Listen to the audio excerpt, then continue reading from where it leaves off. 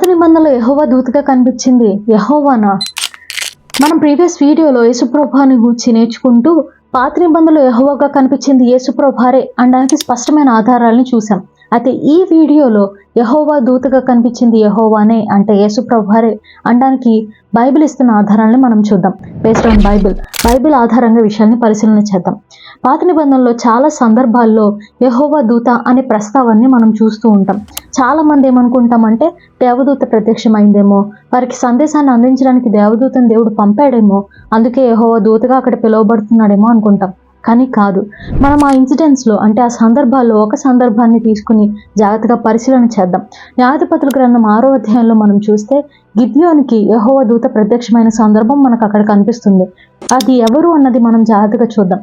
6వ అధ్యాయం 11వ వచనం నుండి కూడా యెహోవా దూత వచ్చి అనే మాట మనకు కనిపిస్తుంది. 12వ వచనంలో కూడా యెహోవా దూత అతనికి కనబడి అనే మాట కనిపిస్తుంది.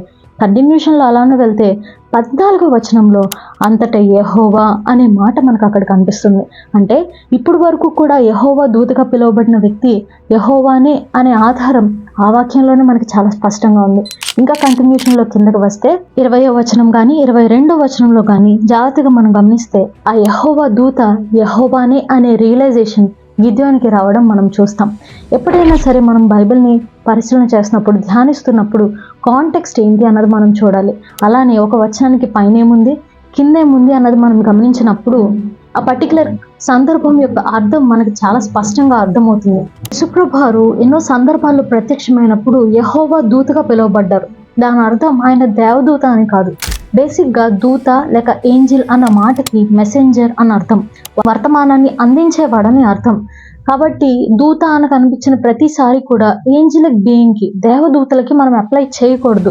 దేవదూతలు ఎక్కడా కూడా వర్షిప్ని రిసీవ్ చేసుకోలేదు. అంటే యెహోవా దూతగా కనిపించిన యేసుప్రభుని చూసి చాలా మంది కూడా వర్షిప్ చేశారు, లేకపోతే సాష్టాంగ పడ్డారు, ప్రభువా అని సంబోధించారు.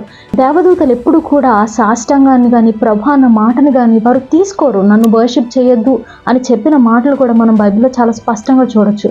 కాబట్టి దూత అన్న మాట కనిపించిన ప్రతిసారి ఆ దేవదూతలకి అప్లై చేయడం అన్నది మనం మానేయాలి. యేసుప్రభువారు యెహోవా దూతగా పిలువబడ్డారు. దాని అర్థం ఆయన యెహోవా కాదని కాదు. అలానే ఆయన దేవుని కుమారుడుగా పిలువబడ్డారు. దాని అర్థం ఆయన దేవుడు కాదని కాదు. కాబట్టి ఎప్పుడైనా సందర్భాల్లో ఒక మాటని మనం పట్టుకుని దాని అర్థం ఇదే అనే క్లారిఫికేషన్కి మనం వచ్చేయకూడదు. బైబిల్ ఏం చెప్తుందో ఆ కాంటెక్స్ట్ని బట్టి మనం పరిశీలన చేయాలి. అప్పుడు మనం ఇంకా ఎన్నో విషయాల్ని గ్రహించగలుగుతాం. God bless you.